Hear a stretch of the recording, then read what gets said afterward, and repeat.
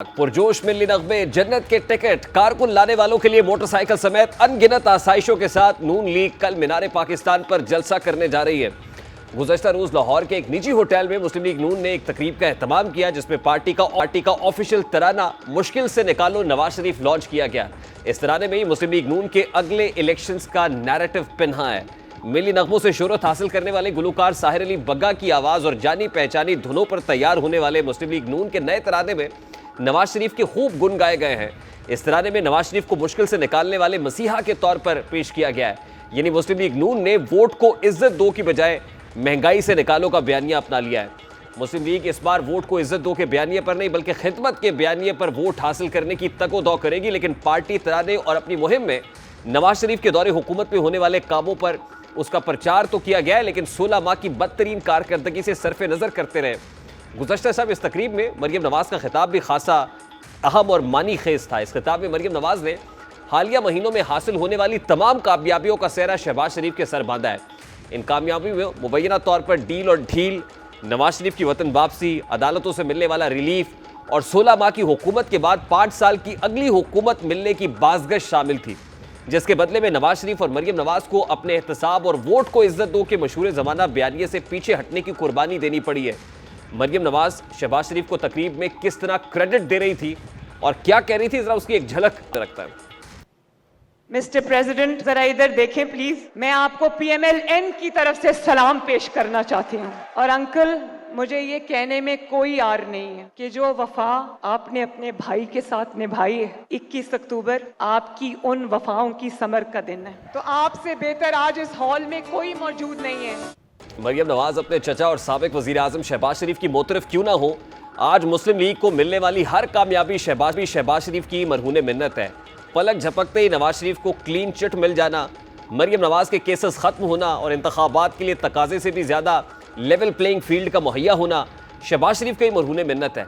शहबाज शरीफ खुद भी इस बात का एतराफ़ करते हैं कि वो इस्टेब्लिशमेंट की आग का तारा है और वो अपनी मुफाहमाना पॉलिसी के बायस इस बार की तरह हर बार गुंजाइश पैदा करने में कामयाब हुए हैं। बकौल मरियम औरंगजेब, मुस्लिम लीग नून के लिए आज की रात चांद रात और कल ईद है, इसलिए मीनारे पाकिस्तान पर आज खुसूसी तौर पर कारकुनान के लिए कवाली नाइट और खाने का एहतमाम किया गया है।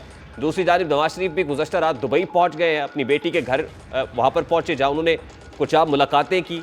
कल उनकी इस्लाम का शेड्यूल भी जारी कर दिया गया है जिसके मुताबिक साबिक वज़ीर आज़म की परवाज़ दुबई के मकामी वक्त के मुताबिक टर्मिनल 2 से 9 बजे FZ रवाना होगी। नवाज शरीफ की परवाज़ दुबई से लाहौर के लिए बुक है और 4525 नवाज शरीफ का खुसूसी तैयारा दोपहर 12:30 बजे इस्लामाबाद एयरपोर्ट पर लैंड करेगा। खुसूसी परवाज़ दोपहर 2:30 बजे इस्लामाबाद से लाहौर के लिए रवाना होगी, जहां से वो बजरिया हेलीकॉप्टर मीनारे पाकिस्तान पहुंचेंगे और 6 बरस बाद कौम से बराह रास्त खिताब करेंगे। नवाज शरीफ की आमद, लेकिन कुछ सवालात अपनी जगह बरकरार हैं। सवाल यह कि क्या नवाज शरीफ अपने खिताब में एक बार फिर वोट को इज्जत दो का नारा लगाएंगे।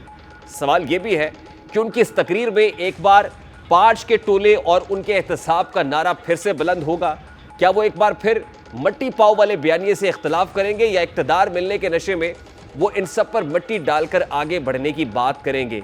नवाज शरीफ की आमद के साथ ही मुल्क में एक बार फिर 90 रोज़ में इंतखाबात केस की सुनवाई भी होने जा रही है। सुप्रीम कोर्ट में फौजी अदालतों में सिविलियंस के ट्रायल के खिलाफ और आम इंतखाबात के केसेस भी मुकर्रर कर दिए गए हैं। इस पर भी समाअत मंडे के रोज़ के लिए स्केड्यूल्ड है। ये बहुत सारे मामलात हैं। ख़ास तौर पर सबसे पहले ये इन सवालात का जवाब भी लेने की कोशिश करेंगे, लेकिन सबसे पहले मीनारे पाकिस्तान में इस वक्त क्या इंतजामात किए गए हैं, वहाँ का क्या समा है। हमारे रिपोर्टर राव लाहौर से हमारे साथ मौजूद है मीनारे पाकिस्तान में, उनसे जानेंगे कि वहाँ पर इस वक्त क्या समा देख रहे हैं। अस्सलाम वालेकुम राव दिलशाद, बहुत बहुत शुक्रिया आपके वक्त के लिए। बड़ा क्विकली ब्रीफ कीजिएगा कि मरियम औरंगजेब साहिबा ने कहा कि मुस्लिम लीग नून की आज चांद रात है, कल ईद होगी, तो क्या मीनारे पाकिस्तान में आपको कुछ चांद रात का समा नजर आ रहा है?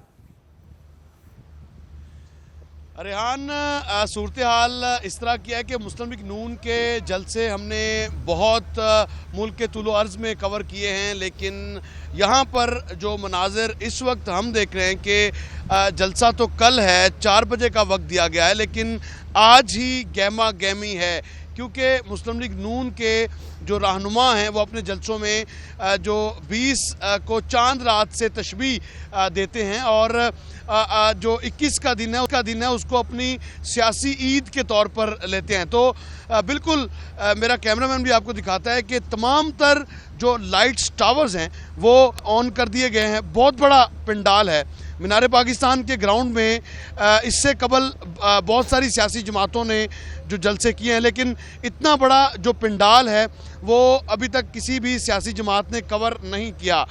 इसी तरह से खवातीन इस पंडाल में कितनी कुर्सियां लगाई बनाया गया। टोटल अगर नंबर की बात की जाए तो आपको पता है टॉल क्लेम्स होते हैं कि इतने लोग आएंगे, लाखों का मजमा होगा। कुर्सियां टोटल कितनी है, स्टेज कितना बड़ा है, स्टेज पर बैठने वालों की कितनी गुंजाइश है, और फिर मीडिया के हवाले से क्या अरेंजमेंट्स किए गए, तो ओवरऑल पंडाल को कवर कैसे किया गया है इस वक्त?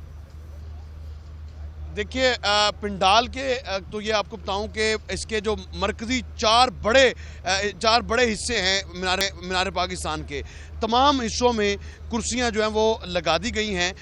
इब्तदाई तौर पर बताया ये जा रहा था कि 1,05,000 कुर्सी यहाँ पर लगाई जाएगी, लेकिन बाज़ वेंडर से भी हमारी बात हुई तो 70,000 से ज़ायद कुर्सी लगना यहाँ पर जो है वो मुमकिन नहीं है। इसीलिए कहीं पर राउंड टेबल है, कहीं पर जो एक अलग से पंडाल बनाया गया है जहां पर जो KPK और गिलगित बल्तिस्तान से आने वाले मतवाले हैं उनको आज की रात वहां पर उनका पड़ाव होगा और कल शाम तक वो मीनार पाकिस्तान में ही रहेंगे। ये आपको दिखाते हैं कि गिलगित बल्तिस्तान से कुछ जवान जो हैं वो अभी पहुंचे हैं, रवायती अपनी कैप्स पहने हुए और पार्टी कायदीन के हक में नारेबाजी जो है वो करते हुए भी देखे जा सकते हैं। इसी तरह से गहमा गहमी है जो मरकज़ी लीडरशिप है मुस्लिम लीग नून की, जिनमें ख़ास तौर पर सूबाई सदर राना सनाउल्लाह है, वो इस वक्त जो आपको ये सामने स्टेज नज़र आ रहा है वो स्टेज पर मौजूद हैं काफ़ी देर से, जबकि उनके हमरा इस पंडाल के इंचार्ज और इस जलसे के मेज़बान सदर मुस्लिम लीग नून लाहौर मलिक सैफ अल मुल्क खोखर भी मौजूद हैं। तो इंतजामात का जायजा लिया गया, जबकि इससे कबल अच्छा यहाँ पे राउत शाह बताएगा हेलीपैड भी बनाया गया, क्योंकि बताया जा रहा है कि जिस वक्त वो अल्लामा इकबाल इंटरनेशनल एयरपोर्ट पर लैंड करेंगे तो हेलीकॉप्टर के जरिए से उनको यहाँ लाया जाएगा। हेलीपैड के अरेंजमेंट भी यहाँ पर देख रहा है। एग्जैक्टली जी रिहान, शाही किला में हेलीपैड बनाया गया। उस सिलसिले में आज राना सनाउल्लाह और मलिक सैफ अल मुल्क खोखर की जानिब से इसी हेलीकॉप्टर जिससे मियां नवाज शरीफ को लाहौर एयरपोर्ट या इस्लामाबाद एयरपोर्ट से अगर वो सीधे पहुंचते हैं हेलीकॉप्टर के ज़रिए, तो हेलीकॉप्टर की रिहर्सल की गई है, लैंडिंग यहाँ पर की गई है शाही किला में बनाए गए हेलीपैड में। तो जबकि फ़ज़ाई यहाँ पर जो निगरानी है हेलीकॉप्टर ने वो भी करते हुए देखे गए हैं।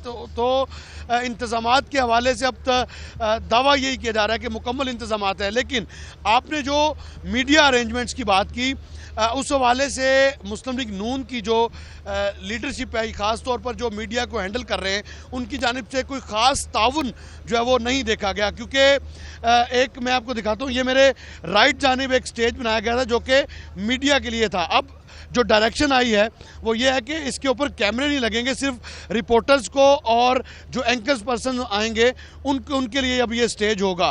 तो कैमरे जो हैं वो ग्राउंड में लगाना पड़ेंगे। इस वक्त भी मेरा कैमरा ग्राउंड में स्टेज के बिल्कुल अपोजिट मौजूद है और यहीं से हमको अच्छा लास्टली राव साहब बड़ा क्विकली मेरे साथ राना इसार अफजल साहब भी आ गए। मुझे क्विकली बताइएगा, ये 11 अक्टूबर का जलसा मीनार पाकिस्तान में हुआ था तहरीक इंसाफ का, और आपको तो अंदाजा है कि ग्रेटर इकबाल पार्क का उस वक्त हुलिया ऐसा नहीं था, ग्रेटर इकबाल पार्क नहीं था, कवर्ड एरिया इतना ज्यादा उस वक्त था, क्योंकि इसके बाद जब ग्रेटर इकबाल पार्क की रेनोवेशन हुई है तो यहां पर कुर्सियां लगाने की, टेबल्स लगाने की जगह इतनी नहीं है। तो वहां पे भी अगर राउंड टेबल्स लगा दिए जाएंगे और इसको इस तरह से इतना स्पेशियस बना दिया जाएगा तो इसका मतलब मैनेजमेंट ये भी है कि कारकुनान को ज्यादा दिखाया जा सके। तो 11 अक्टूबर की तरह ये जल्द होगा, उससे कम्पीट करेगा, क्या एनालिसिस है आपका? देखियो, मैंने रिहान पीटीआई का जलसा भी कवर किया था। पीटीआई के जलसे के हवाले से जो इस जलसे में जो पंडाल का जो एरिया है वो उस जलसे से कहीं ज़्यादा है। उस वक्त तकरीबन 15 से 16 हज़ार कुर्सियां उस वक्त लगाई गई थी। पूरी उसकी हमने उस वक्त भी मैपिंग की थी, अभी भी जो मैपिंग है वो भी कर रहे हैं। लेकिन आज इस जलसे में कुर्सियां जो हैं वो तमाम अब तक के होने वाले जलसों से कहीं ज़्यादा हैं। आपको लाइट्स टावर से अंदाज़ा होगा कि लाइट्स टावर जो हैं वो किसी भी जलसे में 6 या 7 लेज़ के लगते हैं, लेकिन यहाँ पर तकरीबन 15 से 20 लेज़ के जो लाइट टावर्स हैं वो यहाँ पर लगाए गए हैं और अरेंजमेंट बड़े वसीओ अरीज हैं। ठीक है, क्योंकि एक्सपेक्ट ये कर रहे हैं कि 10 मिलियन लोग I have to wind it up here. Rao Dilshad साहब, बहुत बहुत शुक्रिया आपके वक्त के लिए। अफजल साहब ने मुझे ज्वाइन कर लिया। अस्सलाम वालेकुम राणा साहब, बहुत बहुत शुक्रिया आपके वक्त के लिए। राणा साहब, राव दिलशाद की गुफ्तगू भी आपने सुनी, वहां पे अरेंजमेंट्स तो खासे हैं। आप अभी फैसलाबाद में, ये लाहौर के लिए कब निकल रहे हैं? कितना टारगेट है, कितने लोगों को लाने का टारगेट क़यादत की तरफ से दिया गया आपको? बिस्मिल्लाहिर्रहमानिर्रहीम। देखिए, पार्टी ने बिल्कुल टारगेट्स दिए, डिस्ट्रिक्ट्स में different targets all across Punjab, मुख्तलिफ सूबों को दिए, लेकिन अब बात टारगेट से आगे जा चुकी है। पब्लिक ट्रांसपोर्ट और ट्रांसपोर्ट इस वक्त फुली बुक्ड है, लोग ज़्यादा आना चाह रहे हैं और ट्रांसपोर्ट का फुकदान है। तो मैं समझता हूँ ये एक रिकॉर्ड ब्रेकर होगा। ऐसा तारीखी इस्तकबाल शायद ही पाकिस्तान की तारीख में हो। इंशाल्लाह ये एक भरपूर वलवले के साथ, इंथुजियाज्म के साथ, एक नए जोश के साथ PMLN दोबारा उभर के आ रही है। मरियम नवाज कता कलामी के लिए माजरत राणा साहब, हमने जन्नत के टिकट की ऑफर भी देखी, फिर मोटरसाइकिल्स की ऑफर्स भी देखी, फिर आज कुछ वीडियोस ऐसी भी फ्लोट कर रही थी जिसमें ट्रांसपोर्टर्स की पकड़ धकड़ की बात हो रही थी, जिससे तासुर मिल रहा था कि शायद कहीं ना कहीं रियासत की भी भरपूर हिमायत या सपोर्ट हासिल है। नहीं, देखें, लाखों की पार्टी है, उसमें एक आधा आदमी अगर अजीब सी बात कर दे या अजीब सी ऑफर दे दे तो वो लाखों की नुमाइंदगी नहीं कर रहा होता, वो अपनी इंडिविजुअल बात कर रहे होते हैं। तो मेरा नहीं ख्याल किसी को हमें जन्नत के टिकट की बात करनी होगी या मोटर बाइक्स देनी होगी। लोग अपने वलवले, जोश और ख्वाहिश, अपनी ख्वाहिश के साथ जो है वो मीनार पाकिस्तान जा रहे हैं और एक भरपूर इस्तकबाल देंगे। बाकी आप जहां तक वो ट्रांसपोर्ट की बात है, हमें देखें, अब मैं फैसलाबाद का अगर आपको कहूं, मैंने अपनी गाड़ियां बुक कराई हैं, कुछ दोस्त अपनी कारों में खुद जा रहे हैं, कुछ हल्के वालों को हम ट्रांसपोर्ट प्रोवाइड कर रहे हैं। ट्रांसपोर्टर्स खासी मुश्किल में है। मेरे ख्याल से 1 वे ट्रैफिक होगी और पाकिस्तान की जो जितनी बसें, वैगन्स हैं, उनका रुख मीनार पाकिस्तान की तरफ होगा इंशाल्लाह। कितने लोग हो जाएंगे? टारगेट क्या है? मीनार पाकिस्तान में कल कितने लोगों पर मुश्तमिल मजमा होगा? मैं समझता हूं कि लाखों में होगा। अब उसका कोई फिगर तो मैं एग्जैक्ट तो नहीं दे सकता, लेकिन एक रिकॉर्ड जलसा होगा, लाखों में तादाद होगी। 11 अक्टूबर का रिकॉर्ड टूटेगा। 11 अक्टूबर बिल्कुल जी, 11 अक्टूबर बहुत पीछे रह चुकी है, तो उसका रिकॉर्ड भी जो है वो काफी पीछे रह जाएगा। ये जो रियासती सपोर्ट के हवाले से इल्जामात है इस वक्त नून लीग के ऊपर कि फुल सपोर्ट मिल रही है आपको, ये किस हद तक दुरुस्त है? देखिए, मैं समझता हूं कि क्योंकि मुस्लिम लीग नून इस वक्त पाकिस्तान की सबसे बड़ी जमात है और अगले आने वाले इलेक्शंस में एक भरपूर इस चीज़ के इम्कान है कि वफाक में भी और सूबों में भी हम अपनी हुकूमत कायम करेंगे, तो हमें तनकीद का निशाना बनाया जा रहा है दूसरी जमातों की तरफ से। और वो अब इसी तरह की टारगेटिंग करेंगे कि पता नहीं कोई हमें सपोर्ट है, ना हमें किसी सपोर्ट की ज़रूरत है, ना हम इसके ख्वाहिशमंद हैं। हम तो समझते हैं कि फ्री फेयर इलेक्शन होना चाहिए और इसी के हम ख्वाहिशमंद हैं। इंशाल्लाह ताला हम बगैर किसी सपोर्ट के, बगैर किसी मदद के जो हैं अपना भार उठाएंगे और इस मुल्क को तरक्की की राह की तरफ तो कल मियां साहब की तकरीर में वोट को इज्जत दो की बात होगी। कल उनकी तकरीर में इदारों के एहतसाब की, कुछ शख्सियात के एहतसाब की बात होगी, कुछ जजेस की या 5 के टोले की बात होगी कल तकरीर में। देखें, पाकिस्तान के अंदर से हमने गुर्बत का खात्मा करना है, हमने महंगाई की कमर तोड़नी है, हमने दहशतगर्दी दोबारा सर उठा रही है, उसको ख़त्म करना है इस मुल्क से। हमने मुल्क को तरक्की की राह पे लेके जाना है और उसमें एहतसाब भी होना चाहिए। तो ये सारे पॉइंट्स मेरे ख्याल से अभी कुछ देर, कुछ घंटे चंद रह गए, आप इंतजार फरमा लें। मियां साहब पार्टी का बयानिया, आप समझ तो रहे मैं किसके एहतसाब की बात कर रहा हूँ? जी, मैं समझ रहा हूँ। देखिए, वो एहतसाब भी जब वक्त दुरुस्त होगा तो जरूर होगा, लेकिन अभी वक्त दुरुस्त नहीं है। नहीं, वक्त वो साथ चलेगा, वो चीजों के साथ चलेगा, लेकिन उसके इर्द गिर्द जो है गवर्नेंस नहीं घूमनी चाहिए। गवर्नेंस मुल्क के मसाइल, जो संगीन मसाइल हैं अवाम के, यानी राणा साहब, मसलियत का तकाजा ये है कि अभी उस एहतसाब के ऊपर मटी पाओ और आगे बढ़े। नहीं, मेरे ख्याल से उससे हमें सीखना भी चाहिए, उसकी बात भी हमें करनी चाहिए। लेकिन पाकिस्तान की तारीख एक चीज सिखाती है कि वो एहतसाब तभी मुमकिन है जब सब सियासी जमातें वन पेज पे हों और बाकी स्टेक होल्डर्स भी वन पेज पे हों। एक जमात शायद इस माहौल में या किसी भी माहौल में पाकिस्तान की तारीख में ये एक जमात का एजेंडा नहीं हो सकता। इसको ये सारे स्टेक होल्डर्स का अगर agenda but billion dollar question ये है ना सर कि सारी जमातें इकट्ठी होंगी कैसे? जब एक जमात को अनप्रेसिडेंटेड सपोर्ट हासिल होगी, out of the box support हासिल होगी, तो बाकी जमातें तो एतराज उठाएंगी कि लेवल प्लेइंग फील्ड नहीं मिल रहा। वो कैसे बैठेंगी फिर उस जमात के साथ जो किंग्स पार्टी होगी? देखिए, ये तो इल्जाम है ना जी, ये तो इल्जाम है। ये इल्जाम को साबित करना होगा, कुछ बताना होगा कि कैसे हमें सपोर्ट है। तो ये मैं नहीं समझता कि ऐसी कोई बात है कि हमें देखिए, हम तो खुद विक्टिम रहे हैं 2018 में। पनामा से इकामा के सदारत छीनी गई, वजारत उज़्मा छीनी गई, RTS को बिठाया गया, एक नाअहल हुकूमत को बिठा के मुल्क की तरक्की को डीरेल किया गया।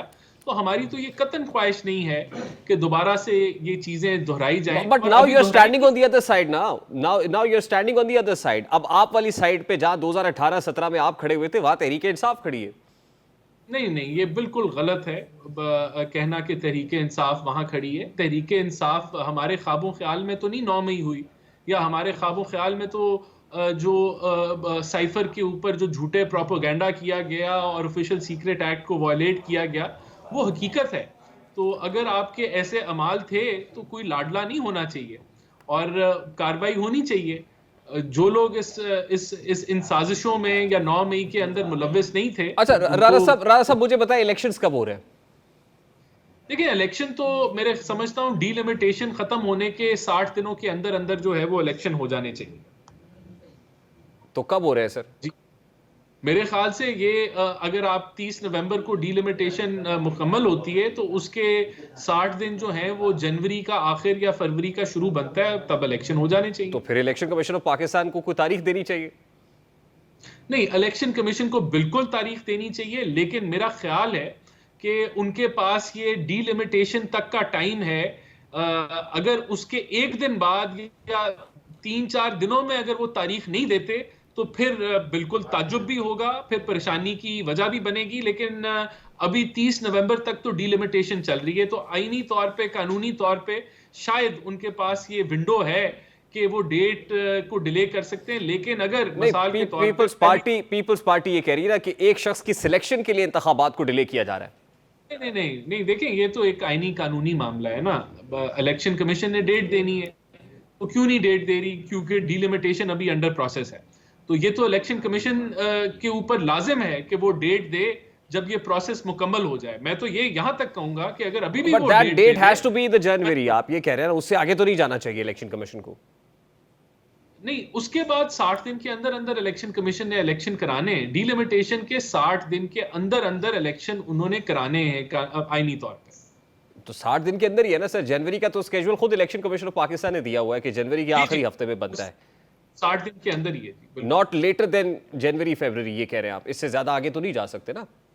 नॉट लेटर देन 60 डेज जी। Sir quickly, election supreme court of Pakistan ने भी पीर के रोज जो है बड़े 2 इंपॉर्टेंट केसेस को मुकर्रर कर दिया है। एक सिविलियंस के मिलिट्री कोर्ट में ट्रायल का मामला है और दूसरा इंतखाबात से मुताल्लिक केस है। तो आपको लगता है कि इंतखाबात से मुताल्लिक जो मामला है उसमें भी अब सुप्रीम कोर्ट की इंटरवेंशन नविश्ता दीवार है, अब सुप्रीम कोर्ट ही कूदेगी तो इंतखाबात होंगे?